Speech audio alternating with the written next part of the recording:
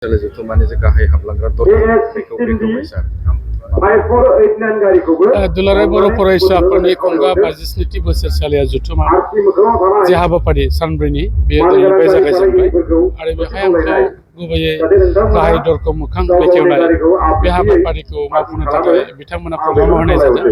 थिग बेबायदिनो आंबो नुजाफैदों आरो बे हाबाफारिखौ मावफुंबाय आरो आं मिजिंथिदों बे 52थि दुलाराय बर' फरायसा आफादनि बोसोरसालिया जथुमानि गेजेरजों दुलाराय बर' फरायसा आफादा जिहेतुके बर' हारिनि मोनसे सिनस्रि आफाद बिथांमोना बे डेलिगेट सेसननि गेजेरजों गोबां थांखि बिथांखि लानानै हारिखौ सोलोंथाइ समाजखान्थि आरो गुबुन गुबुन बिथिङाव जौगानायनि थाखाय निश्चय बिथांमोना बेवहाय सावरायगोन आरो लोगोसेयै जों बयबो मिथिगौ जे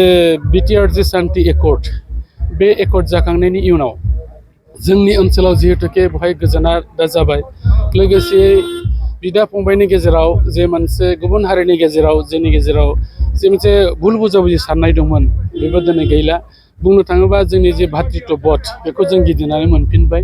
आरो ओनसोलाव जौगानायनि हाबाफारिया जाबाय। दा बिटिआर एकर्डनि जे माखासे मावफुंनांगौ दफाफोर दङ बेखौबो निश्चय बिथांमोना सावरायलायनानै जिहेतुके मोनसे स्कप दङ स्कपआ जाहैबाय बेवहाय नखर मन्त्रि अमित शाह जी बिथाङा नुजाफैगोन हयथ' बिथाङा गोबां माखासे बाथ्राफोरखौ फोसावलांगोन जाय बाथ्राफ्रा एकर्डजों सोमोन्दो थानाय मावफुंनांगौ माखासे आद्रा दं बेखौ जुदि फोसावजायोबा आरो फोसावनायनि उनाव जुदि मावजायोबा थारैनो जोंनि बे ओनसोलाव आरो साबसिनै बे जौगाखांगोन आरो बे गासैबो बाथ्राफ्रा बे दुलाराय बर' फरायसा आफादनि जथुमानि गेजेरजों बेरखांगोन। बेनिखायनो मोनसे शब्दयै जुदि जोङो बुंनो थाङोबा बे मोनसे बर' हारिनि मोनसे जारिमिनारि मोनसे जथुमा होननानै जों बुंनो हायो। गतिके आं मिजिंथिदों बे जथुमायाव जोङो हारि बोरोन जेबो बासियाजासे बयबो लैहोर लैहोर फैनानै बे जथुमाखौ जाफुंसार होनायाव बयबो मदद खालामगोन। बेनि अनगायै जोङो बे समाव बर'नि माखासे नैबे दफा मावफुंनाय आरो लोगोसे नैबे समाव रां बावजायाव डेभेलपमेन्टनि थाखाय माखासे रांखान्थियारि थि थारैनो देग्लाय बयबो जोङो नोजोर होनानै नुदों एबारनि जे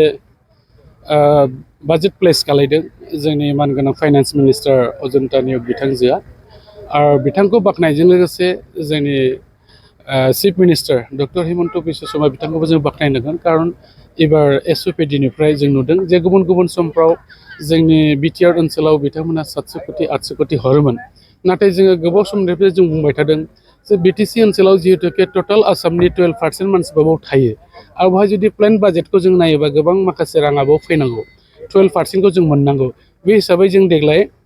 1143 कोटि रांखौ मोननो हादों आरो गुबुन गुबुन इयारखौ जुदि बेजों कम्पेयार खालायोबा जोङो 300 कोटिनिबो बारा रांखौ एबार मोननो हादों। गतिके बेजों जों बुंनो हायो निश्चय स्टेटआबो मोजां